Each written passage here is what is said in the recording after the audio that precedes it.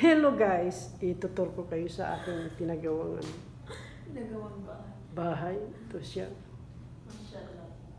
Very elegant. Ano na naman sila pwede sa ano? Native ang ano niya, ang style niya. Ito, okay. May mga lubi. Ayan. Ito, very maganda. Ito naman yung sala. Ayan. Ate Lolo. Napakaganda. Makikita niya sa labas. Hindi nga ako pumunta doon para di ako makita.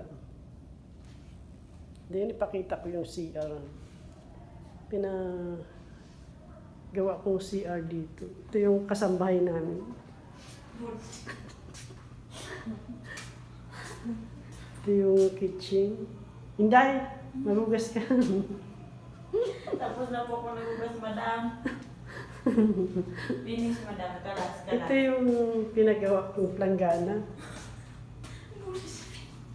Gano'n po talaga. Labahan. So guys, ayan, si Madam. Madam ako ngayon. Pwede lang.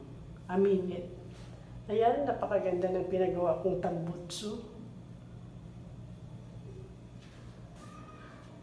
Ito naman yung pinagawa kong ilaw. Gold yan, gold. Tsaka ito yung planggana ko. Nakasilyo pa yung ano ko kasi nga bag pa yun. Ito siya, tingnan mo dito. Nakasilyo pa siya. Dito na yung, ito yung gagawin ko sa sarin. Tapos sa bigay, tapos kaya naman sa bata. Sabi ko tapos sa mga na. Lababo. Hindi pa natapos sa dalawa. So guys, thank you for watching.